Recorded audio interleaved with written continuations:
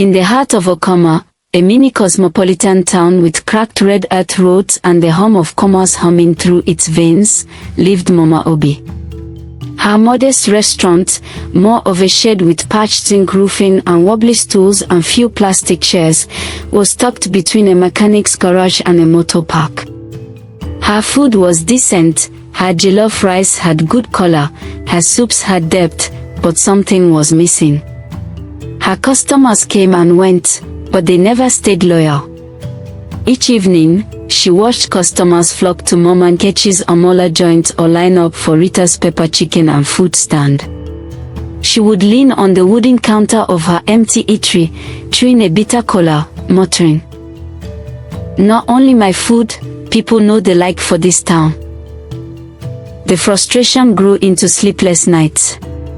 Sales dropped to the point where she often ate her own unsold food. Whispers began to echo in her ears, dark, potent whispers from the shadowy corners of Okomo's old traditions. The Spirit Enclave.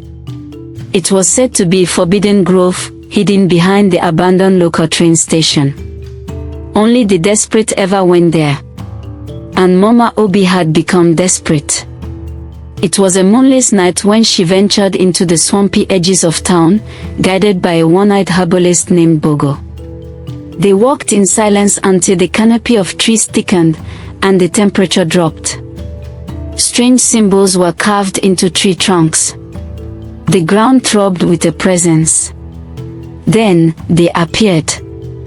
Women cloaked and cowl-laced, barefoot and floating, yes, floating above the muddy ground. They circled her in eerie silence. "We have been expecting you, Mama Obi," one said, though no lips moved. "You seek mouths to feed. You seek wealth from pots. You seek spirits in stew." She could barely breathe. "Yes. I want people to crave my food. I want my restaurant full." The elder spirit, her skin like burnt clay and her eyes white as palm kernels, stepped forward. "You shall do this, every morning, after you cook, open your mouth and throw up into your stew and soup pots. What comes out shall carry the taste of longing, the flavor of bondage." Mama Obi shivered. "You must return every 8 market days, bearing a white cock and native collar. And you must never forget. If you do, your gift will be taken, and you will return to a worse condition than before." She agreed. She was given a carved gourd, filled with unknown black powder, and instructed never to let it leave her kitchen. The next morning, Mama Obi cooked as usual, ogbono soup thick enough to hold a spoon, jollof rice that steamed and hissed. Then, she performed the ritual. She threw up into the stew. It sizzled, no, whispered as if alive. Very early in the morning, men in suits. Mechanics in oil-stained overalls. Market women. Youths with earpieces. They poured in like a flood, some even before she opened. They banged on her counter. "Mama Obi, give us that stew," they cried. Workers in big offices, who ordinarily wouldn't be seen in such a local restaurant, sat in front of her worn-out wooden benches. People fought for seats. Some stood and ate. Some paid double, triple. A group of students formed a line holding their plates hoping to be served before the food is finished, such was the urgency from the customers. Men who had commenced eating elsewhere, spat their food out mid-bite, claiming it now tasted like ash. They rushed to her. Within weeks, her restaurant transformed. She expanded it with canopies, plastic chairs, stainless pots. Her name was now legend, the greatest cook of Okoma. And the men. Oh, the men. They began to compare her meals to their wives. One young man stated, "If my wife cooked like Mama Obi, I will resign from work and look for shop and start our cooking business. Her egusi soup get levels. If I taste my wife's soup now, I dey vex." Husbands skipped breakfast, claiming they were fasting, only to feast at Mama Obi's by noon. Some ordered enough to last the entire day. Others smuggled it home, lying that they made it themselves. One even brought his wife to taste it just so she'd understand what real food should be. Homes began to shake.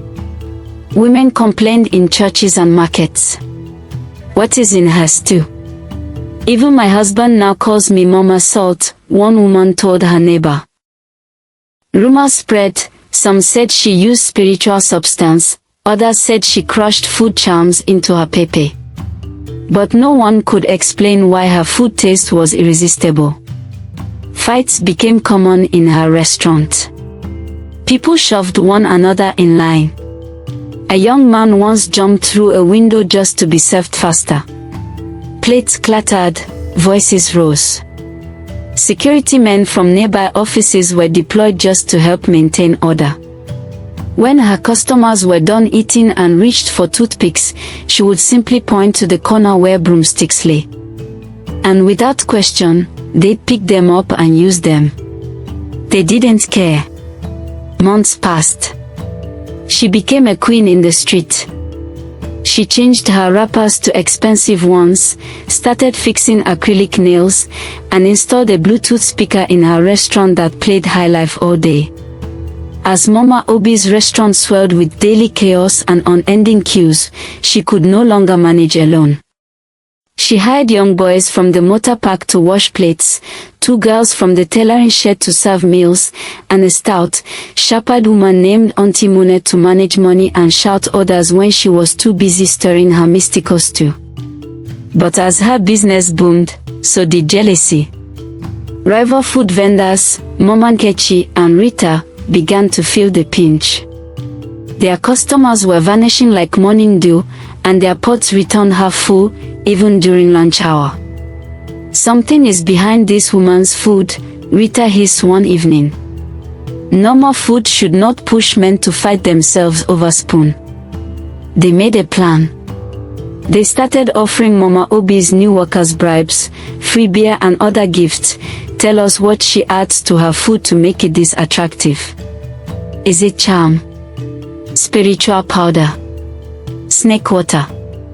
At first, the workers laughed it off. But hunger and temptation are close cousins.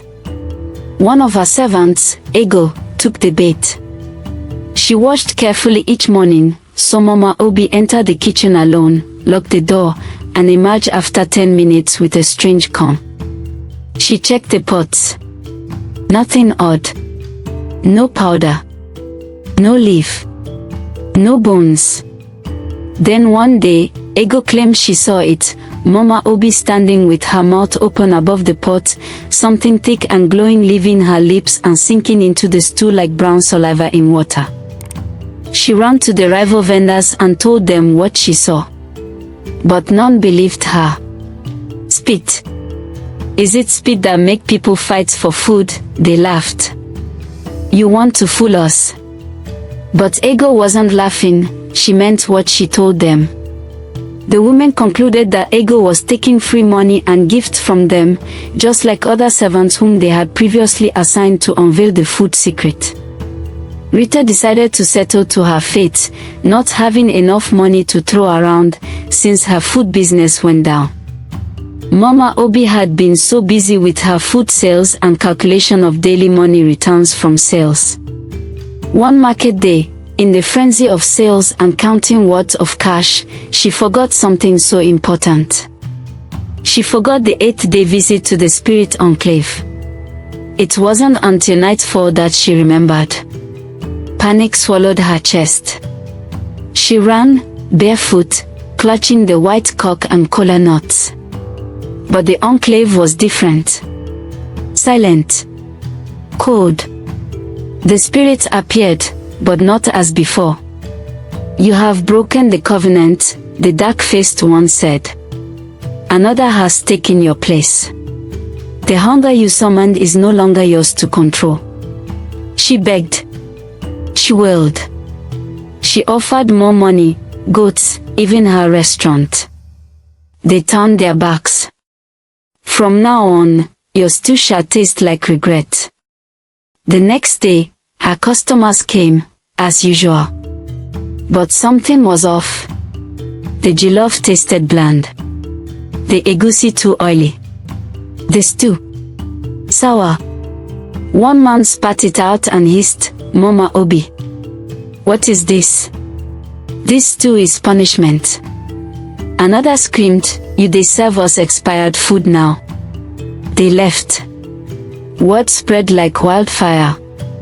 Within days, her tables were empty. Even her most loyal customers abandoned her.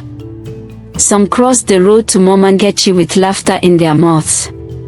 Others whispered behind her back, "Maybe her charm has expired." She tried everything. More spices, free drinks, new signage, but nothing worked. Her once praised meals now tasted like soaked newspaper. And her enemies, they laughed loudest. Mama Obi knew the reason, but she was trying to at least get some of her old occasional customers back. Just done backfire. Her pot done dry. Some muttered. She sat behind her once busy counter, staring into the space where queues used to form. The broomstick pile now gathered dust. The Bluetooth speaker played on a very low volume. And somewhere, deep in the woods of Okoma, another woman stirred her pot, threw up into her stew, and welcomed a flood of new customers. Mama Obi had learned too late, when you feed hunger with darkness, it will one day feed on you. This story from Motherland Tales teaches a lesson on contentment. Please subscribe, like, share and comment to our channel, so that whenever we post a new video, you will be the first to be notified. Please share with us what you have learnt via the comment section. Thanks for watching. See you in our next video.